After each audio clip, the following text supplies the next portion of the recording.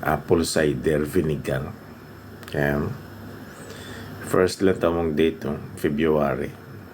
Last month lang, February, March, April, May, June, July, August. 7 months old pa lang. Kaya, ang pinaka-importante, ang Arabic label. Any product nga may Arabic label, I can guarantee nga good quality nito.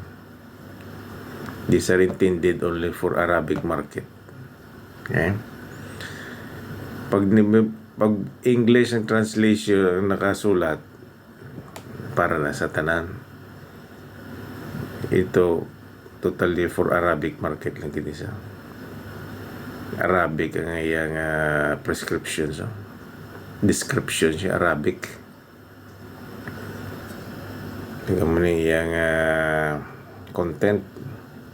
May mga apple cider nga ang iyang content, may added sugars, ini totally zero gitu. Ayan, the best quality ng apple cider.